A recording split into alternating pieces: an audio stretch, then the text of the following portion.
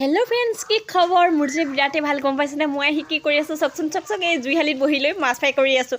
আৰু এয়া যে দেখিছে বিলাহী আৰু সৰিয়হ, বিলাহীকেইটা পুৰি লৈছোঁ আৰু পুৰি মেলি এতিয়া পিটিকি ল'লোঁ। পিটিকি পিনে কেৰাহীত দি দিলোঁ। খাবলৈ কেনেকুৱা হয় নাজানো। আজি সৰিয়হ, মাছ, বিলাহী বনাইছোঁ মই জুইশালিত বহি বহি। আৰু বহুদিনে হ'ল এনেকৈ জুইশালিত যে বহি বনোৱাই নাই। আজি মানে বহুদিনৰ মূৰত বনাইছোঁ এনেকৈ। বাপৰে বা, জুইয়ে কিন্তু বেলেগ ধৰিছে দেই। জুইকা যিখনে দমদমকৈ জ্বলিছে আৰু বাঁহখৰি জুই হয়। এয়া দেখিছেনে, একদম মাছ একদম কেৰাহীৰ ওপৰত চৰচৰাই আছে। আৰু গৰম পানী অলপ দি দিলোঁ। বাপৰে বা, গৰম পানীখিনি ইমানেই উতলি আছিলে, মানে মাছত দিয়াৰ লগে লগে উতলেই আহি গৈছে। আৰু পূৰা গগৰাই উতলি আছে। মোৰ সৰিয়হ আৰু মাছৰ জোলকণ দেখিবলৈ ইমান ধুনীয়া লাগিছে। বনাই থাকোঁতে যে খাওঁ খাওঁ লাগি গৈছে দেই। আৰু জল্দি জল্দি হৈ গ'ল। আৰু জুইটো পূৰা দি দিলোঁ যে, সেইকাৰণে বহুত সোনকালে হৈ গ'ল। আৰু অলপ ধনিয়া পাত ছটিয়াই দিছোঁ, আৰু ধনিয়া পাত ছটিয়াই পকাই দিছোঁ।